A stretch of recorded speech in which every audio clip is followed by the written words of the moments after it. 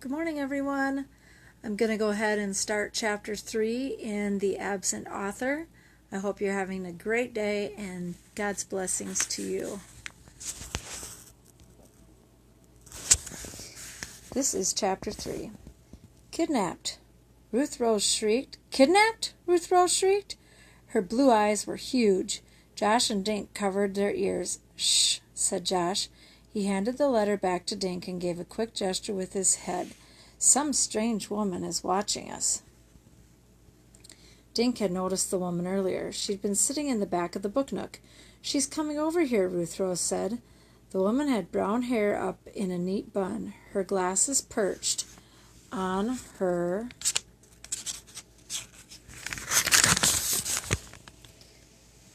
face. I'm going to go over here and see if it's brighter by the window. Sorry, this is kind of a storeroom area up here. Ay, ay, ay.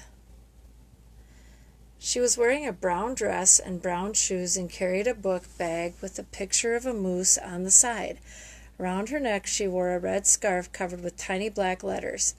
"Excuse me," she said in a soft, trembly voice. "Did you say Wallace Wallace has been kidnapped?" The woman poked her glasses nervously. Dink wasn't sure what to say. He thought Wallace Wallace had been kidnapped, but he couldn't be sure. Finally he said, "Well, he might have been." "My goodness," gasped the woman. "Who are you?" Josh asked her. "Oh, pardon me," the woman blushed. "My name is Mavis Green," she mumbled. "I'm a writer, and I came to meet Mr. Wallace." Dink said, "I'm Dink Duncan. These are my friends, Ruth Rose and Josh." Mavis shook hands shyly. Then she reached into her book bag and pulled out a folded paper. "Wallace Wallace wrote to me last week. He said something very peculiar in his letter. I didn't think much of it at the time, but when he didn't show up today, then I heard you mentioned kidnapping." She handed the letter to Dink. Josh and Ruth Rose read it over his shoulder. "Dear Mavis, thanks for your note. I'm well, and thank you for asking, but lately my imagination is playing tricks on me. I keep thinking I'm being followed. Maybe that's what happens to mystery writers. We start seeing bad guys in the shadows? At any rate, I'm eager to meet you in Greenlawn, and I look forward to our lunch after the signing. Wallace Wallace."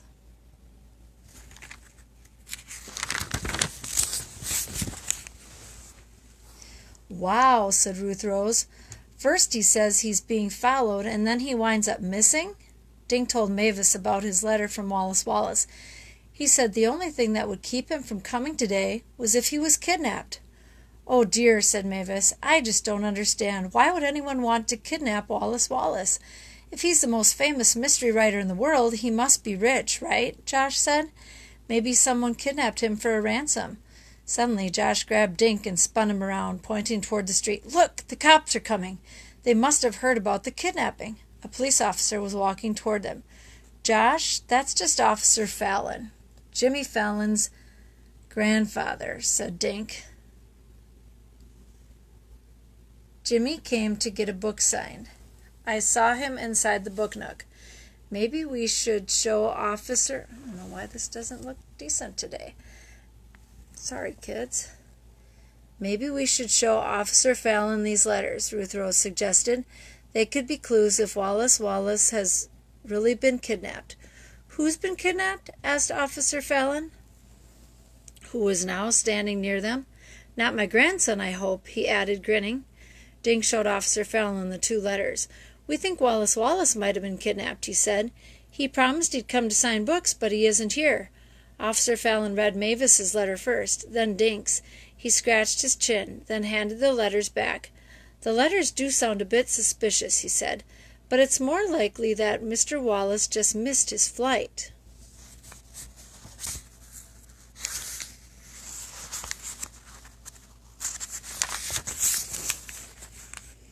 Jimmy Fallon ran out of the book nook, waving a Wallace Wallace book at his grandfather. "Grandpa, he never came. Can we go for ice cream anyway?" Officer Fallon put a big hand on Jimmy's head. "In a minute, son." To Dink he said, "I wouldn't worry. Mr. Wallace will turn up. Call me tomorrow if there's no news, okay?"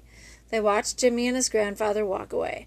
Dink handed Mavis's letter back to her. He folded his and slid it into his pocket. Crazy thoughts were bouncing around in his head. What if Wallace Wallace really has been kidnapped? It happened because I invited him to Greenlawn. I'm practically an accomplice. I don't want to wait till tomorrow, he said finally. I say we start looking for Wallace Wallace now. Where do we start? Ruth Rose asked. Dink jerked his thumb over his shoulder. Right here at the book nook. Excuse me, Mavis Green said shyly. May I come along too? Sure, Dink said. He marched back inside the book nook with the others following. Mr. Paskey was putting the Wallace Wallace books back on a shelf. He looked even more nervous than before. Excuse me, Mr. Paskey, Dink said. Have you heard from Wallace Wallace? Mr. Paskey's hand shot up to his bow tie. No, Dink, not a word. We think he was kidnapped, Josh said. Mr. Paskey swallowed, making his bow tie wiggle. Now, Joshua, let's not jump to conclusions. I'm sure there's a rational explanation for his absence. Dink told Mr. Paskey about the 2 letters. I'm really worried, Mr. Paskey. Where could he be? Mr. Paskey took out a handkerchief and wiped his face. I have no idea. He removed a paper from his desk and handed it to Dink. All I have is his itinerary. The others looked over Dink's shoulder as he read. Itinerary for Wallace Wallace. 1. Arrive at Bradley Airport at 7 o'clock p.m. Friday, July 15th, New England Airlines, Flight 3132.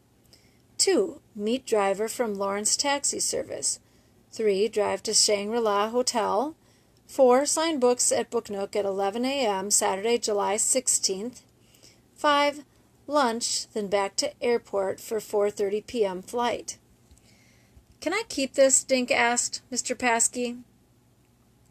Mr. Paskey blinked. Well, I guess that'll be all right, but why do you need the itinerary?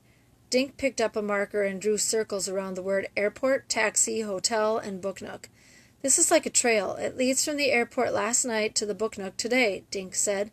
Somewhere along this trail, Wallace Wallace disappeared. Dink stared at the itinerary. And we're going to find him. And there's a key for the Shangri-La Hotel. Well, tune in tomorrow, and I hope you all have a wonderful day.